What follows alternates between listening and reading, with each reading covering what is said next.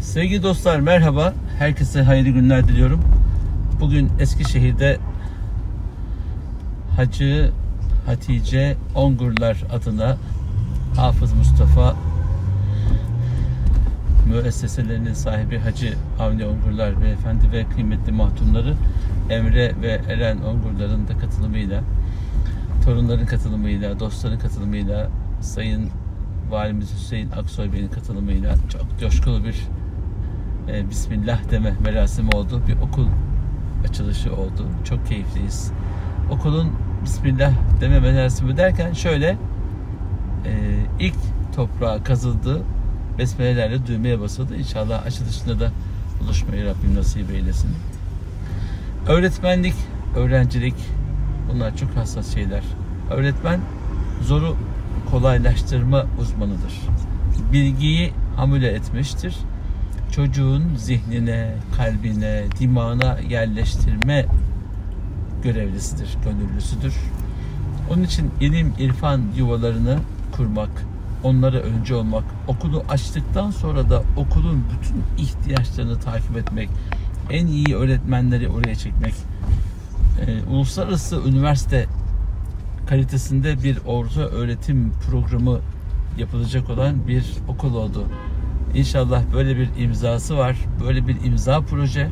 Muhteşem bir mühendislik ve mimari proje. Hacı Hatice Ongurlar emekli bir öğretmen.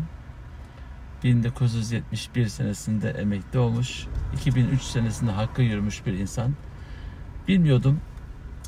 Hacı Avni Ongurlar bahsedince çok duygulandık. Dedi ki, annem bir derslik dahi olsa bir şey yaptırırsan ne güzel olur oğlum demişti dedi ve boğaz düğümlendi. Tabi kocaman bir okul, üniversite kalitesinde ve Bismillah diyerek başlandı bu güzel eğitim müesseselerinin ilk harcının dökülmesi. Allah böyle hayırlı evlatlar yetiştirmeyi nasip etsin hepinize, hepimize inşallah. Yolumuz açık olsun. Eskişehir'de çok güzel bir makamda, çok güzel bir oluşumla, valiliğin öncülüğüyle, Milli Eğitim Bakanlığı'nın destekleriyle tamamı hayırseverler tarafından karşılanacak şekilde böyle bir eğitim yuvası hazırlanıyor. Allah ilim öncüsü kıymetli öğretmenlerimizin en güzellerini, en hayırlarını inşallah şimdiden bu okula nasip eylesin. Buradan yetişecek öğrencilerimiz Eskişehir, tüm Türkiye ve tüm dünyaya hayırlar getirsin diye dua ediyoruz. Öğretmen, anneler bir öğretmendir. Babalar çok kıymetli öğretmenlerdir. Çünkü sizi hem okul hayatına hazırlarlar hem de hayat okuluna hazırlarlar. Annelik, babalık en kıymetli müessesedir, eğitim müesseselerinin içinde. Ama anne babanın eğitiminden, düsturundan, ahlakından, edebinden ve eğitim metodundan hemen sonra artık ilkokul sıraları başlar ve çocuk evde öğrendiklerini okuldakilerle karşılaştırmaya, okuldakileri evdekilerle karşılaştırmaya başlar.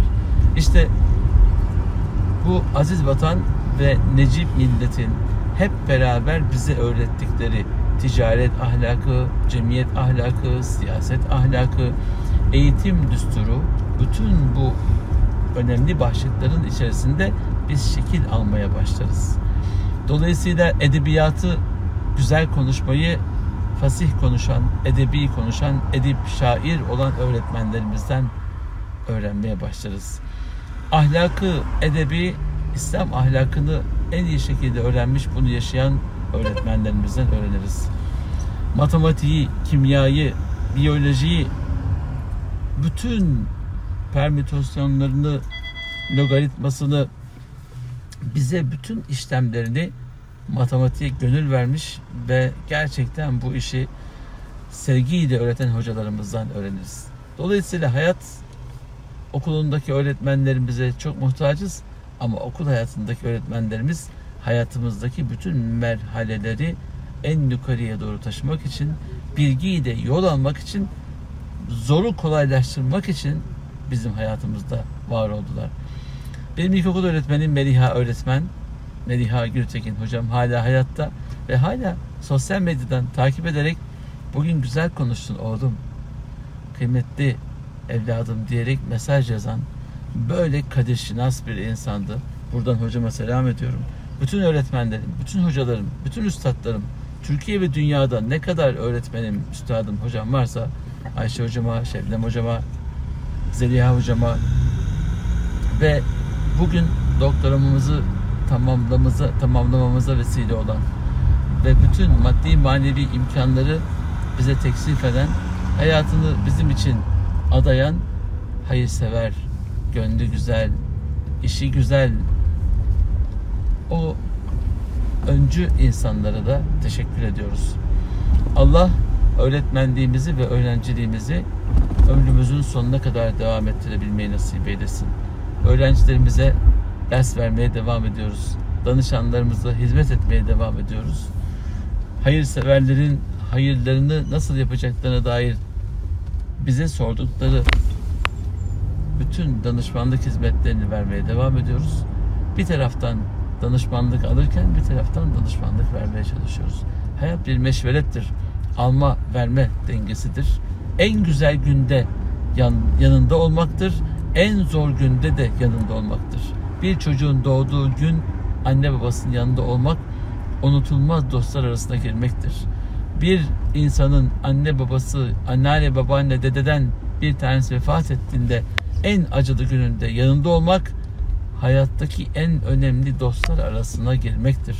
Bugün Hacı Avni Ongurlar abimizin annesi öğretmen olduğu için, öğretmen çocuğu olduğu için ona ilk öğretimi, ortaokulu, liseyi, üniversiteyi okutan ve ilmi önemseyen bir annenin, babanın evladı olarak dünyaya gelip Eskişehir'de yetişip doğduğu şehre tekrar geri dönüp onlara arkamdan gelecek nice Avni'ye, nice Ayşe'ye ben önce olmak isterim diyerek bana yapılanları unutmadım. Şimdi geri dönüp kendi doğduğum şehre hizmet etme zamanı diyerek bugün Bismillah diyerek milyonlarca lira para harcayacağı ve babasının, annesinin hayrını yapacağı güzel bir hizmetin içindeydik. Ben bugün çok gururluyum. Bir dostum, bir abim, bir büyüğüm, arkadaşlarımın babası atasının adına bir okul yaptırıyor.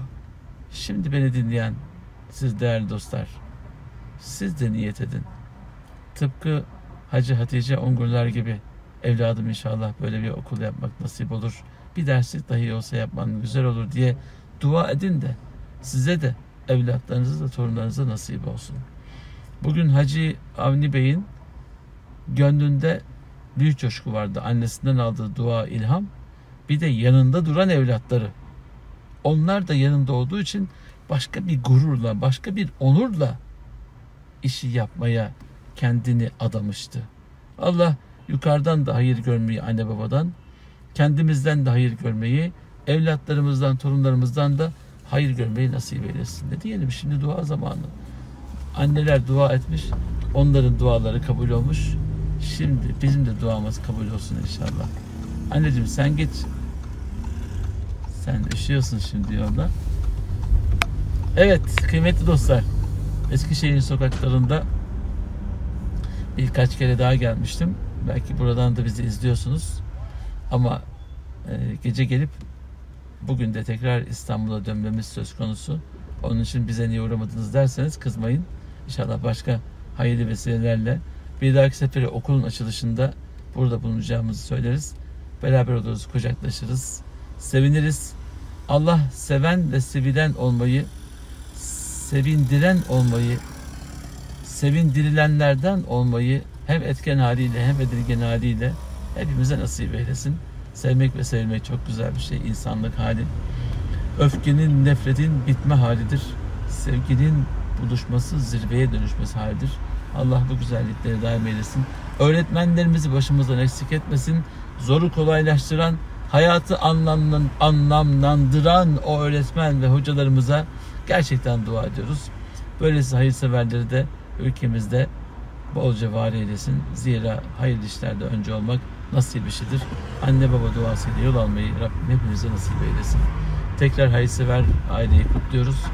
Size de kendi adınıza ve aileniz adına hayırlı işler yapacak güzel nesiller Rabbim nasip eylesin diye dua ediyoruz. Herkesin ve her şeyin sahibi Yüce Rahman'a emanet olun. Allah'a ısmarladık.